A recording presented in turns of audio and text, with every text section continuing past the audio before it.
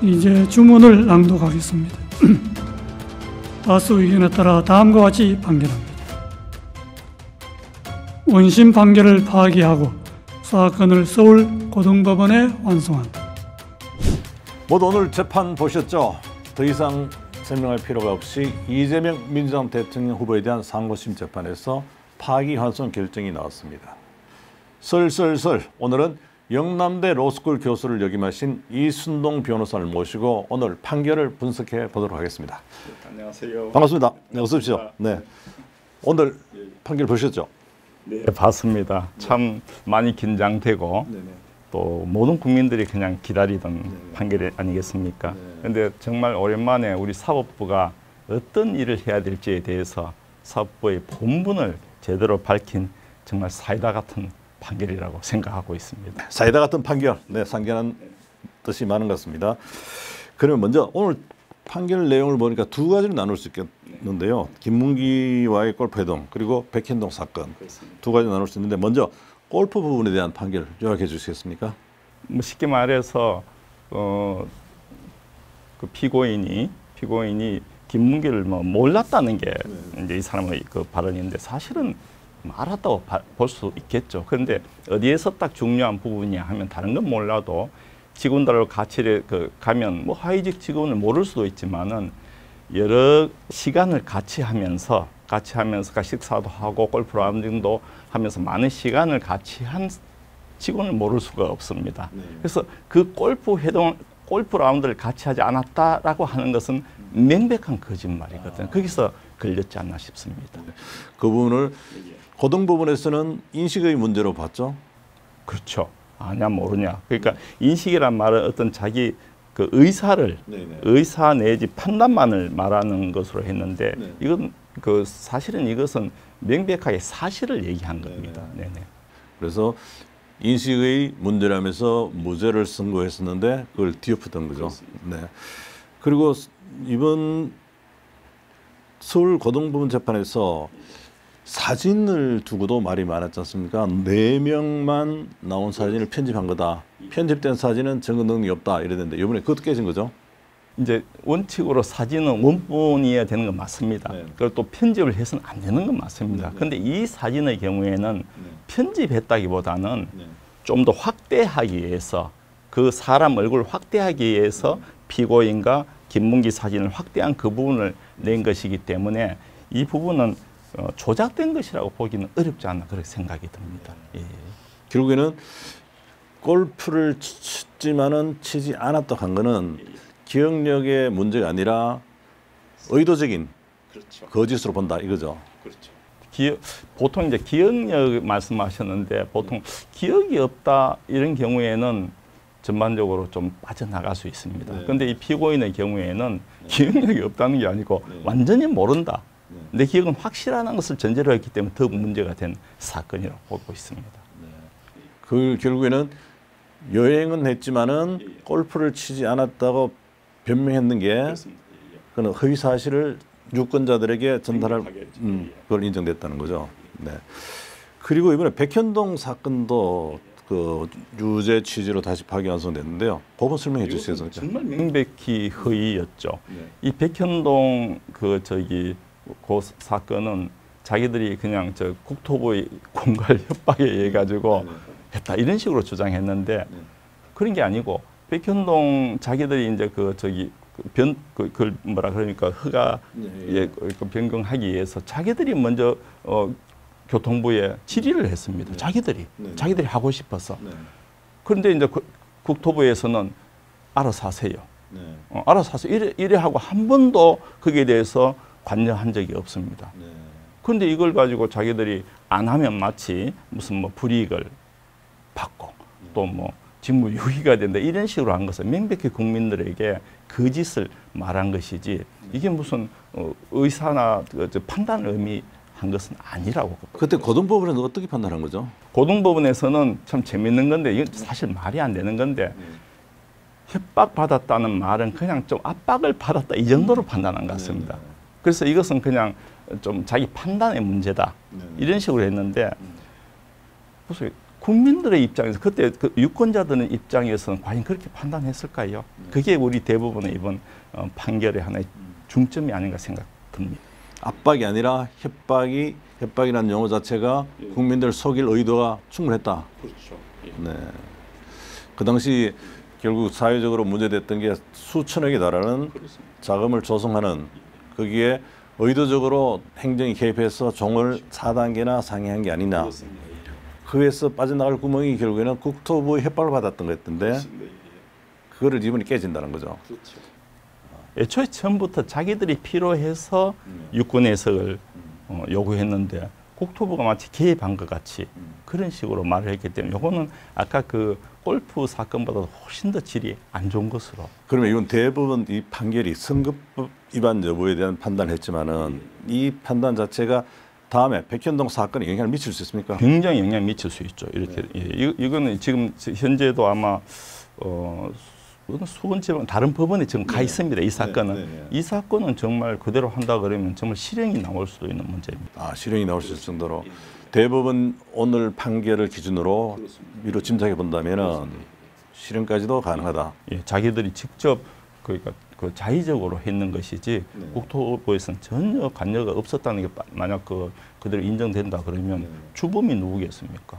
시정이 될 수밖에 없죠. 근데 지금 대법원이 다른 사건인데도 대법원 오늘 판례가 그게 적용이 될 수가 있습니까? 사실 인정은 어느 정도 물론 항상 그렇지는 않지만은 법원이 어느 법원이 사실 인정을 하면 그건 원칙으로 따르는 것이 될 판례입니다. 특별한 사정이 없으면 따르는 그래야 국민들 입장에서 이 법원에서 이렇게 판단하고 이제 확정된 사건입니다. 저 법원에서 이렇게 판단한다 그러면 법원에 대한 신뢰가 없어져 버리잖아요. 그걸 막기 위해서 특히 대법원에서 그렇게 판단했다 그러면 앞으로 어느 법원이라 할지라도 그것을 따를 것으로 생각됩니다. 이제는 이게 사건이 고등법원으로 넘어간단 말이죠. 다시 돌아가는데 그럴 경우에 80만 원 판결할 수도 있습니까? 그야 말씀드릴 수 없지만 과연 이런 사건을 두고 그렇게까지 할 수 있겠습니까? 저는 의문이 갑니다. 더욱이 1심에서 집행유예 판결까지 나왔지 않습니까? 그런 사건을 두고 뭐 100만 원도 아니고 80만 원 이게 가능하겠습니까? 고등법원에서. 예, 그건 100만 원 이상 나올 가능성이 높다는 얘기죠. 얼마든지 사실은 전번에 고등법원으로 올라갈 때 뭐 어떤 법률가들은 만약 유죄라면 실형도 나올 수 있다. 이렇게까지 하는 판결입니다. 그럼 오늘 대법원 판결에서 또 일부 무죄가 됐지 않습니까? 예, 그 부분은 사실은 1심에서도 무죄가 나온 부분입니다. 그래서 그럼 1심의 형량에서 그렇게 벗어나지 않을 형량이 나올 것이다. 예, 그 부분은 별 의미가 없습니다. 어차피 거짓말을 했다는 것은 확실한데 어느 증거를 가지고 했느냐 그게 살 중요한 거거든요. 그 앞에 이제 김문기를 하고 같이 갔지만은 한참 하급 그 직원은 몰랐다. 같이 간 것은 인정했거든요.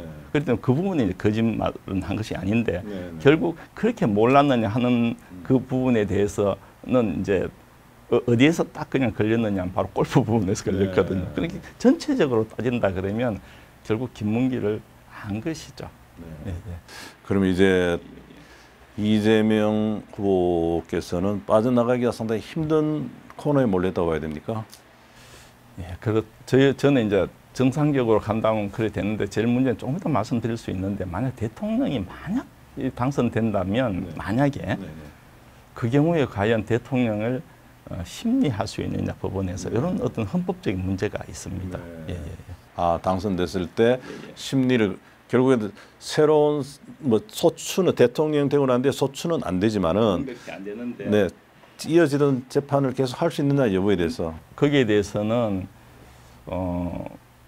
학자들끼리 이렇게 왈가왈부가 있습니다. 정설이 저는 없는 것 같이 생각됩니다. 오늘도 아주 그 유명한 그 전문가한테 여쭤봤는데도 그분도 해답을 내리지 못하고 있더라고요. 그렇다 그러면 어떤 면에서 그 권력에 의해 가지고 이렇게 좀 실질적으로 재판 진행이 방해받을 수도 있지 않나 그렇게 생각합니다. 그럼 조의대 대부분이 오늘 이렇게 서둘러서 선고를 한 것도 그런 사법적인 안정성을 확보하기 위해서 했다고 봐야 됩니까? 그런 면도 있죠. 그런 면도 있고 예를 들면 만에 하나 대통령으로 당선된다 그러면 아까 말씀대로 심리가 어려울 가능성이 있거든요. 그래서 사법부의 역할이 정말 제대로 하기 위해서는 빨리 해야 되겠다. 그런 면도 있고 조희대 대법원장이 항상 강조하는 것이 신속한 재판입니다. 예, 그 부분이 좀 많이 반영되지 않았나 싶습니다. 예.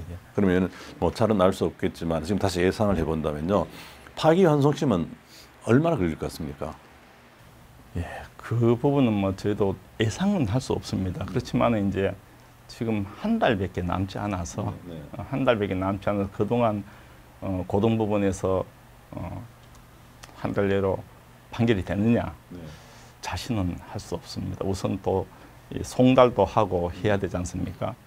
그 과정에서 전번에부터 피고인이 보여준 송달 거부한다거나 뭐 이런 것을 본다 그러면 쉽게 나오기 어렵지 않을까 생각이 듭니다. 그래요. 대법원에서 지금 서류를 서울고등법원으로 내일 당장 송부를 하게 되고 또 서울고등법원이 서둘러서 기일을 잡게 된다면은 한 달에 끝날 수 있지 않습니까? 글쎄, 저도 뭐 거기까지는 굳이 하려면 꼭 불가능하지는 않을 것 같은데 서울고등법원이 그렇게 빨리 이렇게 할 수 있을지 뭐 송달도 하긴 해야 되니까 송달 계속 안 받고 이런 게 한두 번이 아니었거든요. 그래서 그런 것까지는 제가 장담하지 못하고 더욱이 또 거기에 대해서 또 상고를 할 수 있습니다. 그런 부분이 있어서 확정되지 않는 상태에서 과연 쉽게 말해 재판이 전반적으로 종료되기는 쉽지 않을 것 같이 보입니다. 예.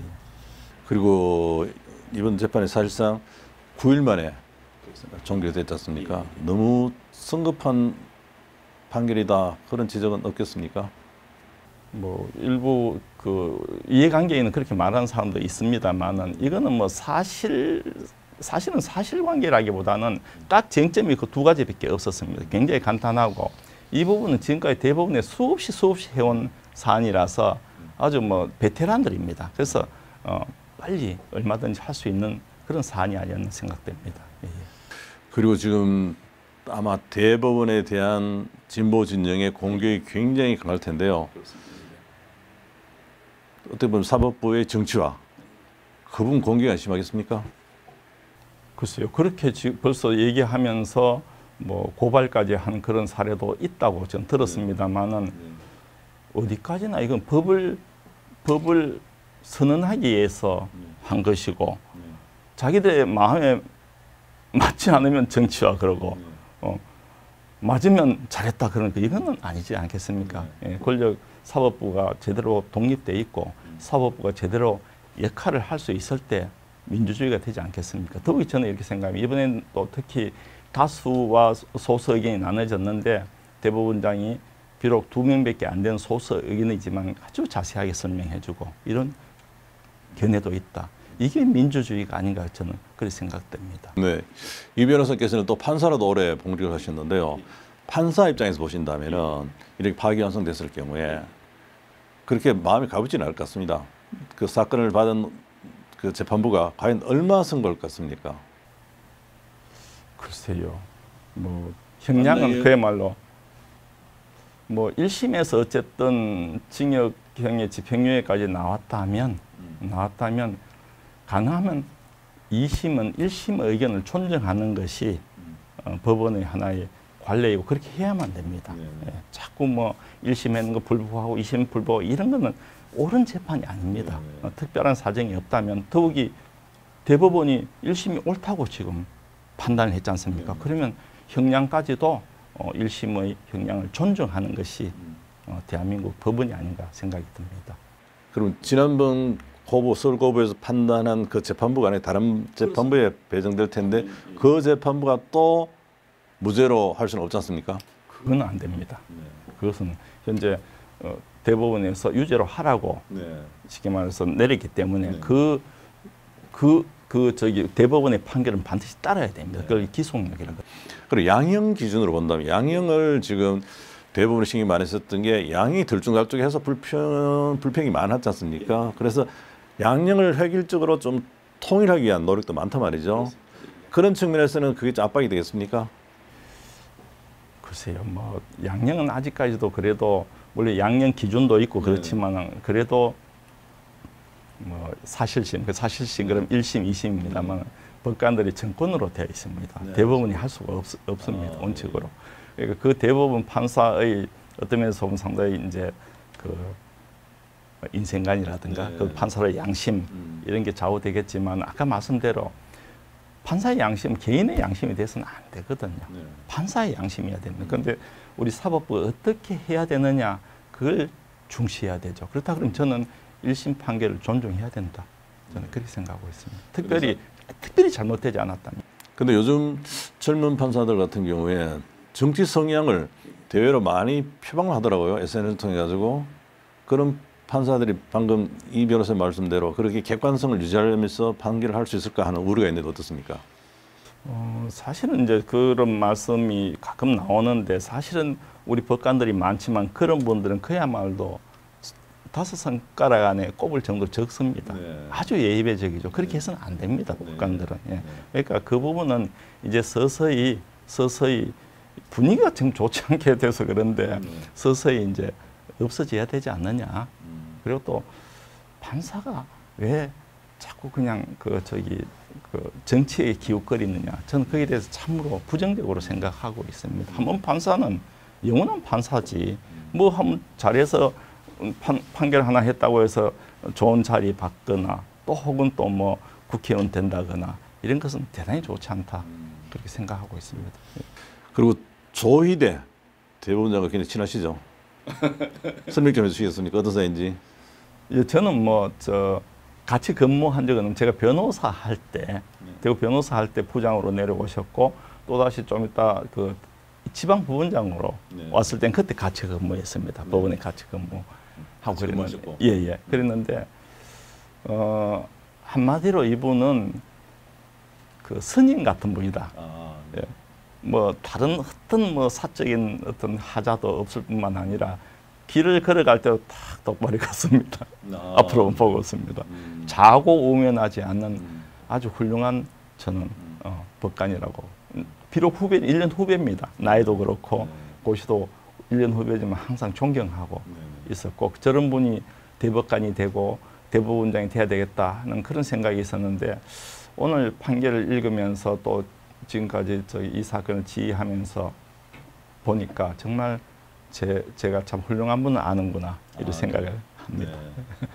제가 뭐 여담입니다만 한 3, 4개월 전에 어떤 분이 명리학을 많이 공부하신 분이 우리나라는 조 씨가 구할 수 있다 그런 얘기를 하시더라고요. 그래서 저는 그게 반신반의했는데 일단 어떻게 될지를 잘 모르겠습니다만 네, 최근 이 변호사께서 중앙 언론에 기고를 하셔서 상당히 파란을 일으켰습니다.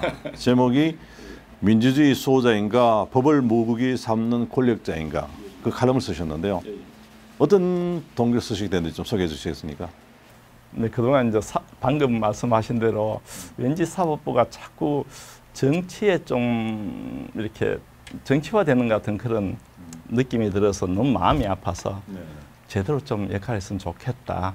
예, 그래서 이 법이라는 것은 결코 법관만이 가지는 또 변호사나 이런 법률가만 가지는 그런 재산이 아니고 모든 국민이 가지는 공유 재산입니다. 그걸 같이 활용하고 이걸 가지고 민주주의를 더 고양시켜야 한다. 이제 이런 취지로 약간 그때는 가슴이 좀 아픈 상황에 섰습니다. 그렇지 않아도 내용을 보니까 프레드 로델 교수 이분의 책을 빌려서 저주받으리라 너희 법률가들이요. 굉장히 무서운 소리를 하셨습니다. 지금 이 마음이 좀 풀어졌습니까? 네, 이제 많이 풀어졌습니다. 이제 우리 사법부가 제 자리를 잡지 않을까 이렇게 생각이 듭니다. 저주받지 않기를 받지 않으리라. 이를 바꿔야 되겠습니다. 오늘 바쁘신데 같이 나오셔서 또 이렇게 좋은 해설을 해주셔서 감사합니다. 감사합니다. 네. 오늘 대법원의 사이다 판결로 이제 대선 판도를 다시 짜야 하게 되었습니다. 민주당뿐 아니라 국민의힘도 셈법이 참 복잡하게 됐습니다. 정말 흥미진진합니다. 우리 역사를 바꿔놓을 앞으로 한 달 재미있게 지켜보시길 바랍니다. 지금까지 설설설이었습니다. 감사합니다.